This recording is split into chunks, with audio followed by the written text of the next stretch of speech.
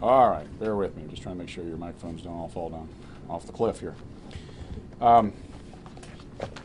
Okay, good morning, everyone. Morning. I'm V. Paul Patel. I'm the acting United States Attorney for the Southern District of Ohio. I'm joined here with FBI Special Agent in Charge, Chris Hoffman, who will say a few words here shortly as soon as I'm finished. I'm also joined with certain members of my office, some of whom I'll introduce here as well shortly. All right, let's get on with the charges. I'm here today to announce the filing of criminal charges against FirstEnergy Corporation. As you know, FirstEnergy is one of the nation's largest publicly traded and regulated electric companies. The charging document comes in the form of what we call an information, not an indictment. This is an information. Very similar, they just have different procedural requirements. The information, which is the charging document again, was filed this morning here in federal court. It charges FirstEnergy with one count, namely conspiracy to commit honest services fraud in violation of Title 18 United States Code, Section 1343, 1346, and 1349. The case has been assigned to the Honorable Timothy Black, one of the United States District Court judges here in the Southern District of Ohio, resident in Cincinnati.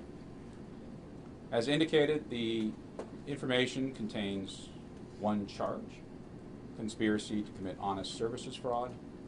Let's talk a little bit about what that means exactly.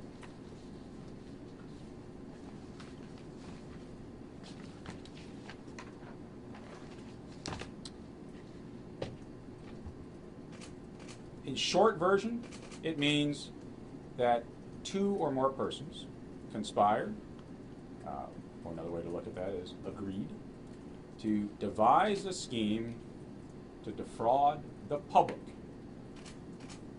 you and I, and the rest of the community. Devise a scheme to defraud the public to the honest services of a public official in a very specific way. And that's through bribery or kickbacks. Okay? So there's additional elements to the offense, but that will give you a sense. Now, at the same time we filed the charges, we also filed with the court what's known as a deferred prosecution agreement. It's a form of a settlement. Okay? It's just a different term that's used, but in essence, it's a settlement. In short, while we filed the criminal charges, we've reached agreement with FirstEnergy to defer or to hold in abeyance adjudication of those charges for now. And they're held in abeyance while FirstEnergy has to do a number of things.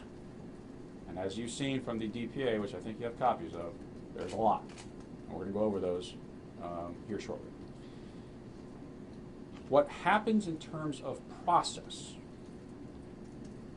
is that if FirstEnergy complies with everything on its end, then the charges end up being dismissed. But if FirstEnergy doesn't, they don't live up to their end of the bargain, then the case starts up again, essentially resurrects itself. And importantly, FirstEnergy is admitting that it's liable, that it's culpable for what's charged in the information. And they're admitting that long and extensive statement of facts that you've now seen.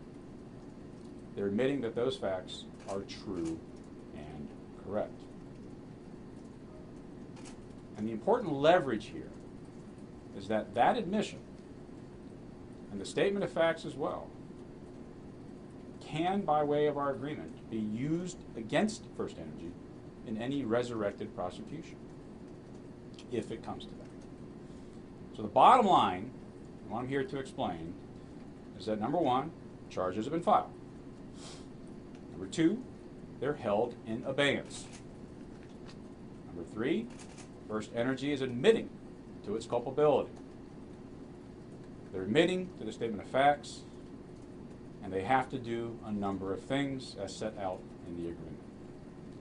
And if they don't, the case gets resurrected, and we get to use their admission and the statement of facts against them in that resurrected case if it comes down to it. Okay? Make sense?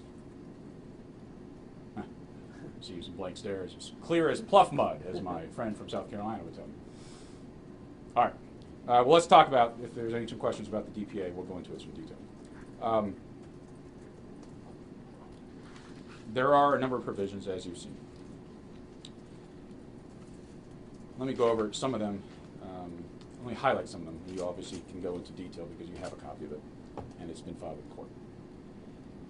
They, first and foremost, have to continue doing what they've been doing, and that's cooperating with the government in its investigation.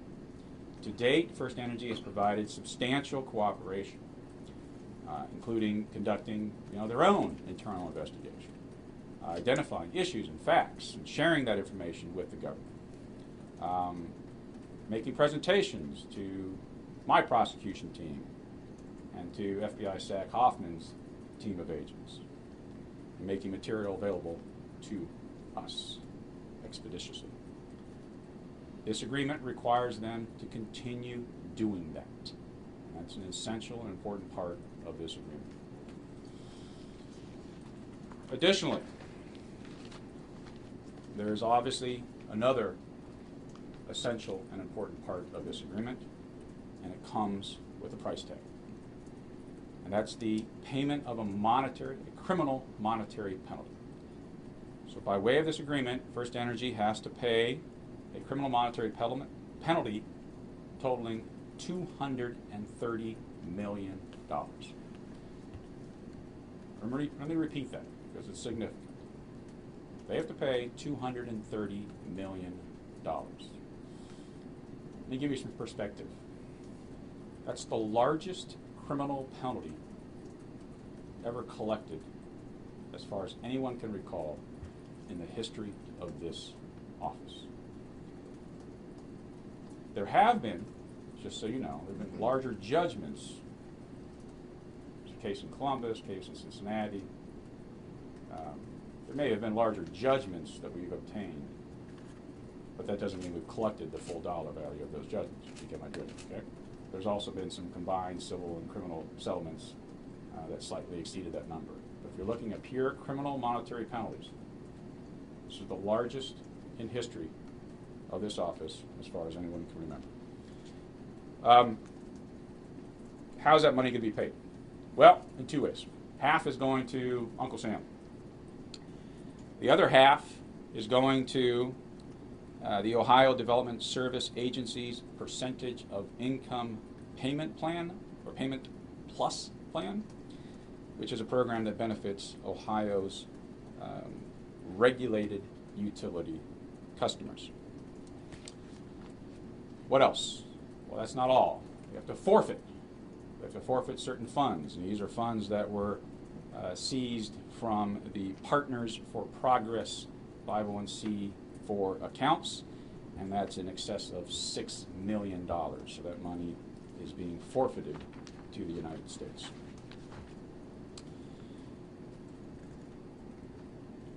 Another essential term, and something that we felt strongly and ultimately reached agreement on: transparency. Transparency. So there's a requirement now that within 30 days of this DPA, FirstEnergy is required to publish a list of all payments, if any, made in 2021 to all entities incorporated under 501c4. And all payments made in 2021 to entities known by FirstEnergy to be operating for the benefit of any public official, either directly or indirectly. And it's not a one-time deal. All right? So they have to update that list quarterly for the rest of the term of this agreement. So it's an ongoing obligation of disclosure. Next, speaking of these 501c4s, you're going to be seeing a public statement by FirstEnergy likely as soon as we're done here. And that statement is going to say a few things. It will say that central to FirstEnergy Corporation's efforts to influence the legislative process in Ohio was the use of 501c4 corporate entities. FirstEnergy Corporation used the 501c4 corporate form as a mechanism, as a tool, to conceal payments for the benefit of public officials and in return for official action. FirstEnergy used 501c4 entities in this way because the law does not require disclosure of donors to 501c4s. And there is no ceiling that limits the amount of expenditures that can be paid to a 501c4 entity for purposes of influencing the legislative process. This effort would not have been possible, both in the nature and volume of money provided, without the use of 501c4 entity. That's what you're going to be seeing from FirstEnergy here shortly. Let me pause, make a comment about 501c4. I know it's on your mind. You know, these are supposed to be, under the code, social welfare organizations, right? Social welfare organizations. You all see a lot of social welfare going on? I don't.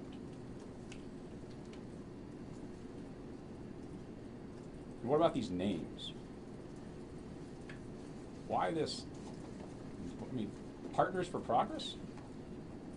I mean, what's the partners here? The conspirators? And what's the progress that they're talking about? The progress in obtaining passage of HB 6 through bribery? We can do better. We don't need obfuscating names for our 501c4 entities in this country. I think this case highlights that fact. All right, moving on. There's a requirement for going forward to make FirstEnergy better, right? So this is a remediation or corporate compliance program and reporting requirement. And that's important because under that requirement, they're going to have to implement 4 broad categories, including employment consequences for the higher-ups. All right, so this has to impact corporate. The C-suite has to be accountable. So they have to have. There must be employment consequences for executives and employees who engage in misconduct. Enhancements to the company's compliance program. Because whatever compliance program they had clearly didn't work. So it needs to get better. Improvements to the company's policies and procedures. And monetary remediation to ratepayers. Let me make a point about that.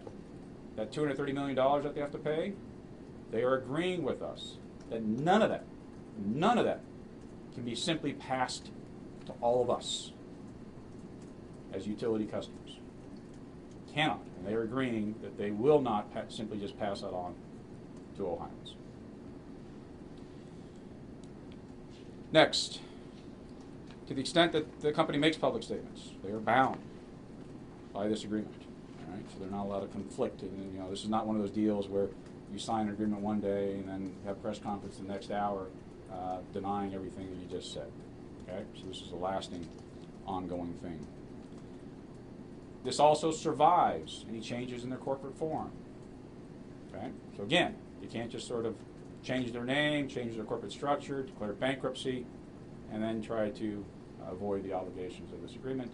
No, this survives. Now, what about us? On our side of the fence, we have obligations too.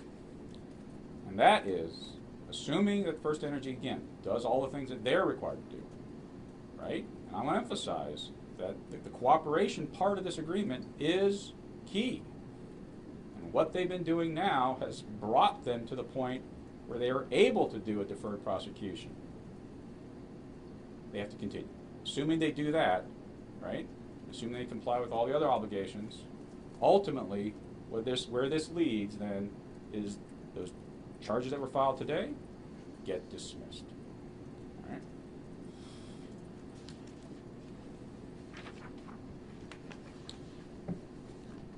All right. I think that review that goes over the essential terms of the agreement. We can go over more in detail if you have any questions about that. I'd pay specific attention to one of the exhibits, Exhibit B or Attachment B to the DPA. It outlines the minimum elements of this corporate compliance program. I talked about that this is designed to effectuate change, right? The company wants to put this chapter behind it. There's no secret about that. They want to turn a new leaf, okay? But it's not as simple as just signing a pen and then being over with. So there's obligations going forward. And one of the attachments talks about and speaks to all the minimum elements of their corporate compliance program, all right? Pretty rigorous. It's designed. It's intentional. It's supposed to be. All right. Lastly, let me take a moment here to give credit where credit is due. Right? While I'm standing here before you as acting U.S. Attorney and as the face of this office, next to me, figuratively, of course, are over 130 dedicated public service servants of this office. They include assistant U.S. attorneys, paralegals, support staff, admin staff. And they also include the very two assistant U.S. attorneys who have been handling this case from day one. The two assistant U.S. attorneys who assigned this case. Their names are on the documents, and they are Assistant United States Attorney Emily Glatfelter. Emily is one of our 4 deputy criminal chiefs in the office, and she's specifically assigned to oversee the criminal division here in Cincinnati. And additionally, her co-counsel on this case has been and continues to be Matt Singer, Assistant United States Attorney Matt Singer. They've been handling this case from day one, and it's a laborious task. They, in turn, were also assisted by certain personnel, paralegals, and other support staff in our office who gave them the equal amount of dedication and service. Emily and Matt and others in my office left lucrative careers with big law firms to work for the government. Why? Why? Why would you do that? Because they're dedicated public servants, devoted to pursuing the cause of justice. And that's exactly what they and their team did here. The public should be proud of these 2 federal prosecutors and their support staff. I sure am. Let me also give a nod to my predecessors, Ben Glassman and David DeVillers. Recall that this investigation started under Ben, and the first charges arising out of this investigation were announced and brought under Dave. And let me also note, both come from very different administrations. Well, now that investigation and the prosecutions continue, now under me. But both Dave and Ben backed and supported the investigations and prosecutions, and for that we continue to be grateful. I also want to take a moment real quickly to recognize the investigating agents with the FBI and other agencies, many who prefer to remain nameless and faceless as they do their jobs, but they're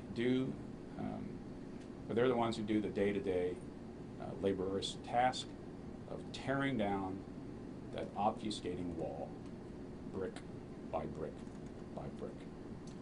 They too are to be commended, and this is not just doing their job, this goes above and beyond. On that note, let me hand the microphone off now to Special Agent in Charge Chris Hoffman. Before I do, after Special SAC Hoffman has concluded, I will be available to answer certain questions, but about the charges, about our agreement with FirstEnergy, and and the process on what to expect. Okay? What I cannot do is answer questions or comment on other entities or other persons or other investigations or prosecutions. Okay? All right. Special Agent Zach Hoffman. Thank you. So thank you, V. Paul. My comments will be short. I think it was about a year ago. We either indicted or arrested. When was it? Was it a year ago we did the indictment? Was it, I think today. I think a year ago today, the indictments were named for Larry Householder and his crew of conspirators. So we're here a year later, and today is another historic day, this time for corporate accountability. This is a historic public corruption investigation and therefore deserves historic remedies. And this is a historic remedy. $250 million in a collected fine is incredibly significant. If you look at the largest fines that DOJ has ever levied, you'll see BP, Horizon oil spill, so you see environmental cases, you'll see banks and investment firms related to the fallout of the mortgage crisis. You'll see some monopoly type fines, anti-competition type fines. What you won't see in this level of fine is a public corruption case, a bribery case. So it is incredibly significant and historic, not just for the state of Ohio and the Southern District of Ohio, but for the entire country. I want to thank V. Paul, Dave, and Ben, the U.S. Attorney's Office. I've worked at with a lot of attorneys' offices across the nation in my 23 years in the FBI. I've never seen a U.S. Attorney's Office more committed to prosecuting public corruption.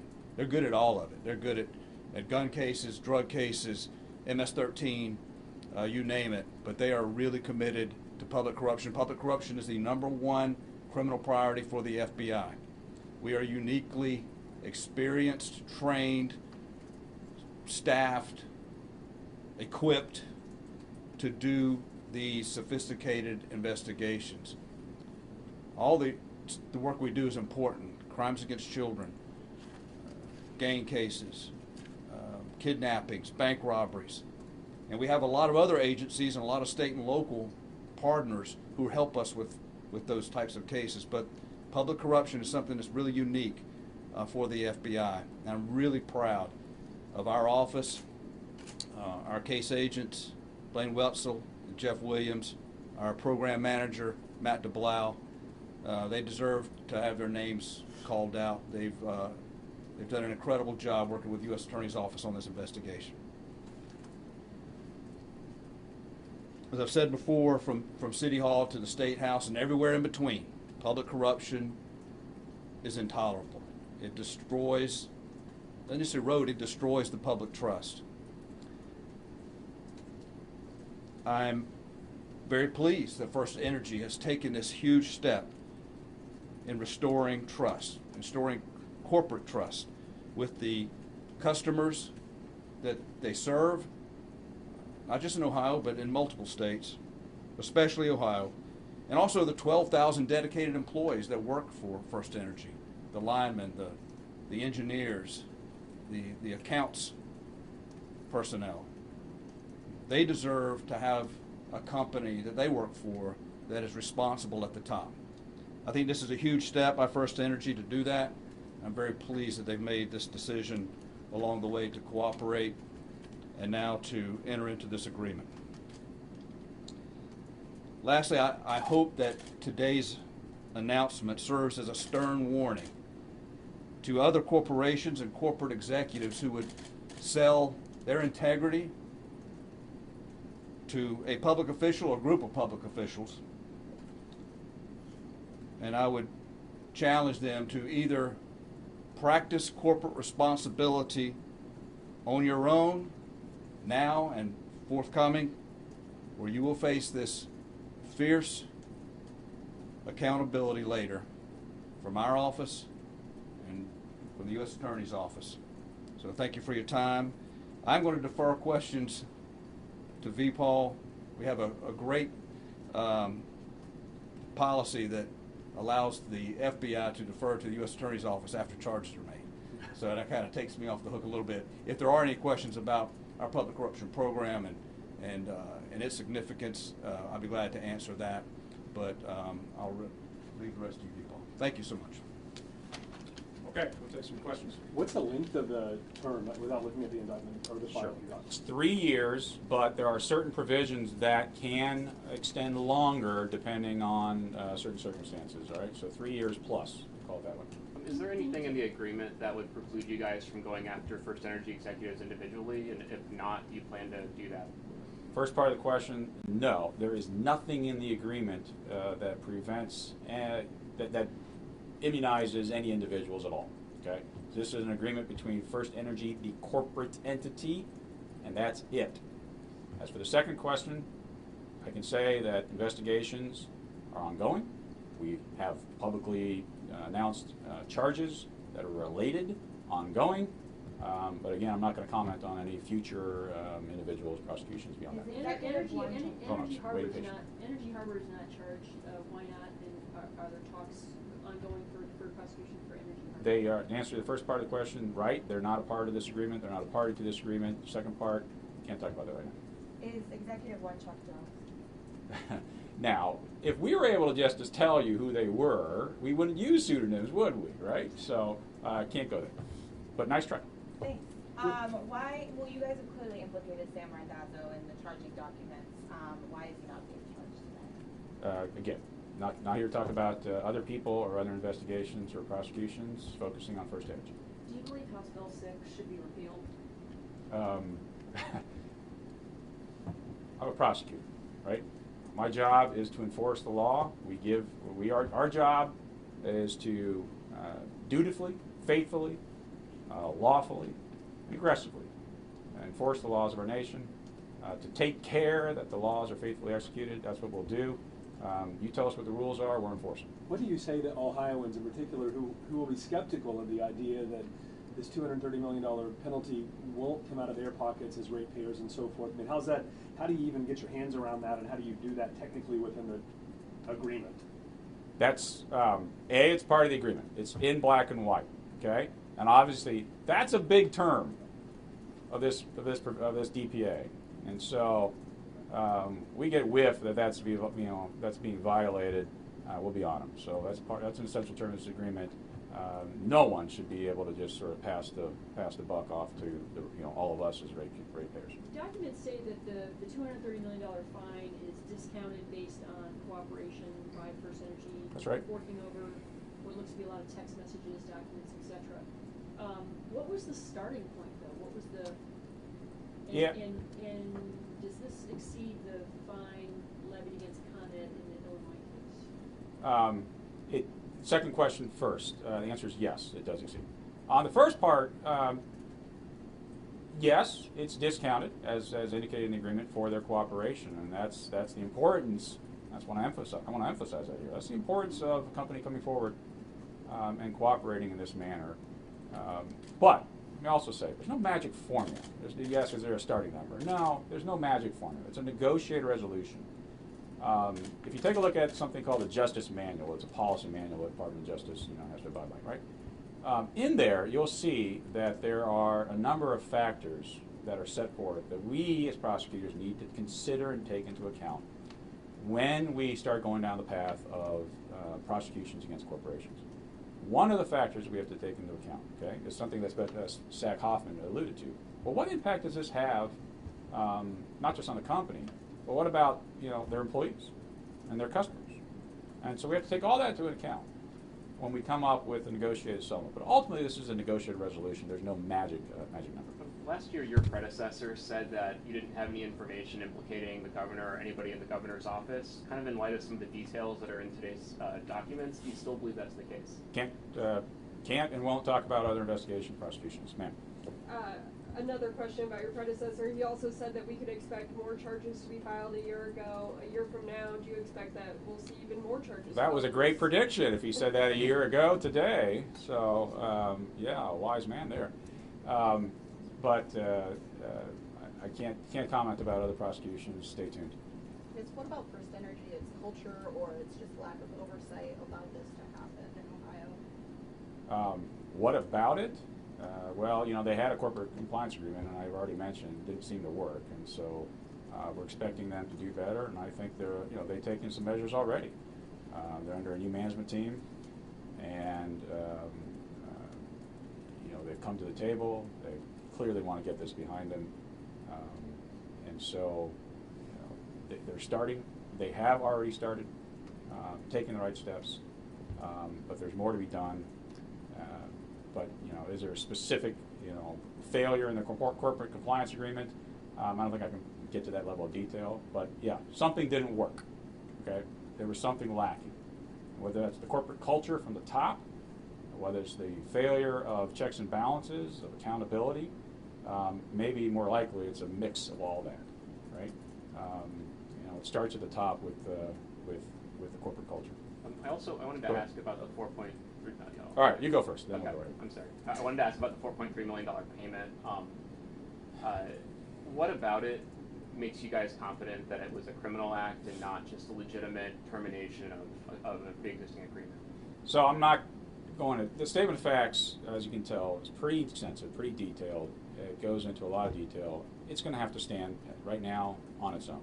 Okay, so I'm not going to try to characterize or go into facts that are described in the statement of facts and try to summarize them or recharacterize them.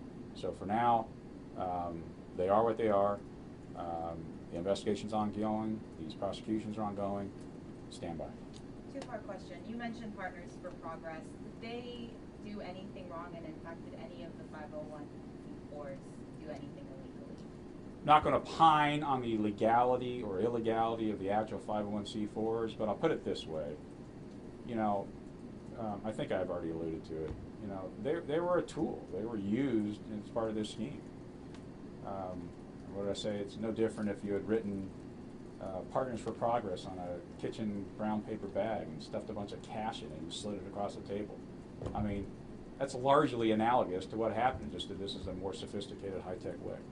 So you've obviously been passionate about 501c4s. Do you think that Ohio needs to reform how we use them and what's legal? Kind of goes back to the question that she asked. So, you know, I'm not a policymaker, you know, but I made some observations about them already. Why doesn't FirstEnergy have to disclose its C4 contributions looking backwards? Look, there's a lot of things that are could be in the agreement, and it's a negotiated resolution. You know, we want their culture to change, and so eventually it's a negotiated resolution, looking prospectively on it. Any chance? So this two-parter, and I know Jennifer's mindful of the clock. The first would be about this case in the sense of if you could briefly walk us all through again why we're doing this in Cincinnati. You know, FirstEnergy's Akron-based. Just help those that might be watching right now, live streaming and whatnot, why we're here. Whatever you can say about that. The second question, if you're inclined, would be there's obviously tremendous interest down here. I know you said no other cases, but that crazy incel case allegation out of Highland County. Oh. If you're remotely able to say a few words about what you can about that, because it's a huge interest out here and certainly scary in the allegations. So I'll go back to the first question briefly about why we're here, and then if you're inclined to say something. We're in Cincinnati because the investigation largely started here with FBI agents here, prosecutors here.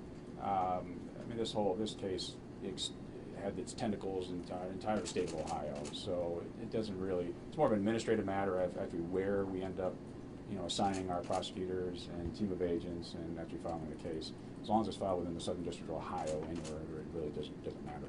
And the incel? On the incel, I mean, why don't we set up a time with Jennifer maybe offline? We can talk about that case. Can we get a copy of the hold on. One question in the back. This number, this $230 million, you say it's very significant, but do you think it's a little bit of a slap on the wrist in the way for an energy giant that makes, you know, boatloads of money every single year? Well, you saw my reaction. Why don't you go ask FirstEnergy to see if they think it's a slap on the wrist, and tell me what they say. All right? Can we get a copy It's of meant. It's meant. Criminal monetary penalties are meant to hurt. We can't put corporations in jail, right? I don't know how you do that. You know, where do you go? Where do you go? How do you do that? We can't. Okay. So the principle here is trying to come up with a number that stings. Okay, it doesn't annihilate. Because if we annihilate, then we got the concern that Zach Hoffman raised. What about the innocent employees and customers? Right? And so, what's enough to sting? It's meant to hurt. Right? It's not to be a slap on the wrist. But also not enough that's going to drive them, you know, drive them out of business and drive innocent employees, force them to start looking for B jobs. And, you know, one of the things though is maybe it doesn't hurt as much because they cooperate, right? And they cooperate substantially. And so, you know, maybe it's a sting, but not a what is it, the death wasp, whatever it is. You know. Thank you. Murder Laura hornet. The Bischoff murder with wasp. the last question. So Well- I wanted to know if we could get a copy of the Mount Rushmore photo, and can you talk a little bit more about that plan that householder, that public official A was launching to extend term limits? That was referenced in the deferred prosecution agreement. Okay. Can't comment, Laura, right now on any of the facts. On the photo,